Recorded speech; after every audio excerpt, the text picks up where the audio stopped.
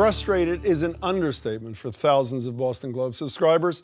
Some have been dealing with delayed deliveries, others haven't gotten their paper in days. The Globe traces the issue to the new distributor, ACI, which they switched to about a week ago today. Since then, the complaints have been rolling in, prompting hundreds of Globe reporters and other employees to volunteer to help assemble and deliver Sunday morning's papers, but problems persist. In this morning's Globe, and I read it online, ACI's president and COO says in 4 to 6 months, service will be as good as before the change, and then will continue to improve. Joining me now is the CEO of the Boston Globe, also former head of Hill Holliday ad firm, Mike Sheehan. Mike, thanks so much for being here. Great, Jim, thanks. 4 to 6 months, No. They'll be as good as they were before? No. What does no mean? It'll improve faster than that. How fast is fast? I think it will improve. We are investigating all our options right now, and part of those options that we're considering are dividing up the areas, bringing in some other distributors to help, and getting this solved very, very fast. You couldn't undo this and just go back to the prior company and the prior deliverers, no? ACI is doing a very good job in certain markets, in certain geographies.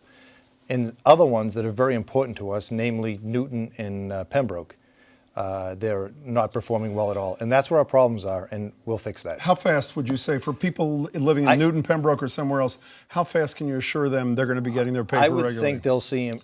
I think they'd see improvement with ACI starting this week, but I think we want to accelerate that beginning even as early as next week, and then improvement every day. How fast back to normal? I think back to normal, I'd say 30 to 45 days back to normal. And there are two kinds of disruption, right? One is when it's not delivered at the right time, or it's not delivered in the right place, all right? And that's what we were kind of expecting. That was disruption. Well, I want to speak about expecting. Stay there for just a second. The head of this, president of ACI, Jack Klunder, here's what he had to say to two of your reporters in this morning's paper. I said, and these are in meetings with you theoretically, I cannot describe to you how painful it is, they told you. I use the expression massive disruption. You're going to get thousands of calls, emails. Did they say this to you? They said there was going to be disruption, and it was going to be considerable. They did not prepare us for papers not being delivered. What did they say to you? That it was going to be, that the stuff wouldn't be on time, it'd be in the wrong place, it would take a while to get the delivery instructions right, but 10% of homes not getting newspaper was not portrayed to us. So they're basically they're making this up. They told us there was going to be disruption. But the words that were in the Globe this morning as to what they say they told you is not accurate. We were never told that people were not going to get their newspapers at a rate of 10% a day. But Mike Sheehan, even apart from what they said to you in meetings, you did know that they had comparable problems last year with the Orange County Register when they transitioned, and they had a nightmare for months. So why wasn't that enough of a guiding principle? That was a different scenario because they had 3 weeks to prepare for the Orange County Register because of the situation there. In other markets where they came in, they've done a very good job working with other publishers, and we had talked to all of them. Orange County Register was a completely different situation. They came in with 3 weeks' notice to take it over. You said in this morning's paper that there are, quote, material savings and there'll be better delivery. Is it not fair to say that the losses you've suffered in subscriptions or ads and the losses you will suffer are going to more than offset whatever savings you have? No, that won't happen. We made the switch because our research has shown over the last couple of years that 50% of our subscribers who canceled because they were dissatisfied with home delivery, and that was a consistent statistic over time. But you did say material savings is an important part of this thing. Yes, but part of that is factored in to subscriber retention. We are a subscriber-based model for that. There are two parts of subscriptions. One is acquisition, and the other is retention. Retention is far less expensive. It's probably 10x to actually acquire someone and retain someone. So we had to address that issue.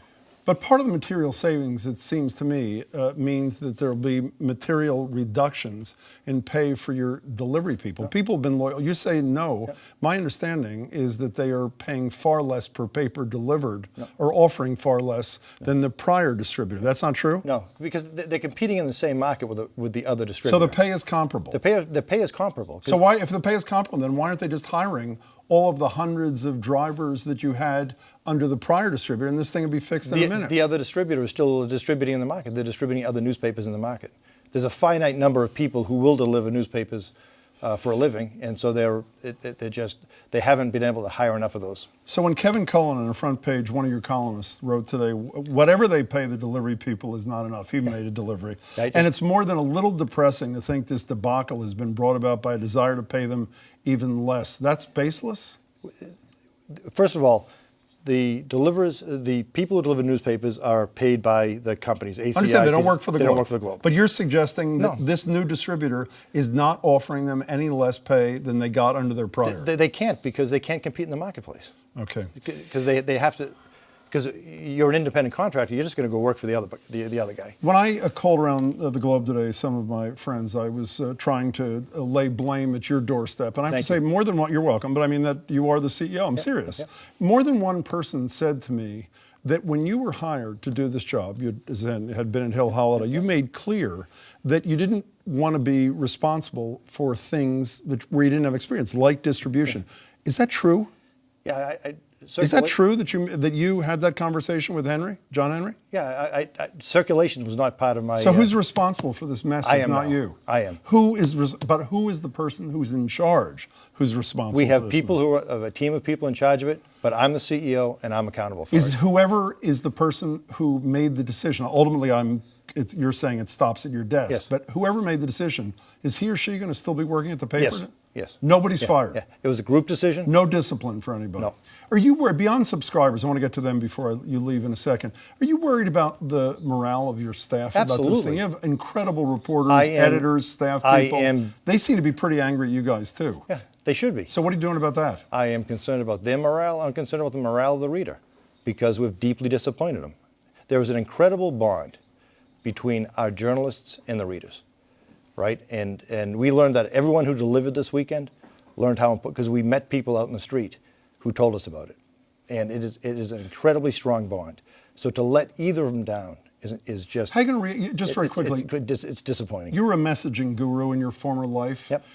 What's the message that you're going to convey to those angry subscribers now and when you subscribe their service that reestablishes that bond quickly, if you can, Mike? We're sorry. We're incredibly, deeply sorry that this happened, and we're going to fix it. And then we appreciate their business. We appreciate the bond. There is, when you go to someone's house and they're a shut-in, and they tell you that this is my lifeline to the world, and they're not getting it, we cannot disappoint people like that, and we won't. We're going to hear from John Henry on this, by the way? I'm sure, if you want to, I'm sure. Oh, that'd be terrific. Yeah. Thank you. You'll I convey the message? I spent the day with him today. And you delivered the paper on Sunday at Inman Square next Sunday? I did 376 in Beverly on Sunday. Thanks. Shane, good luck. Thanks. So much. Thank you very much.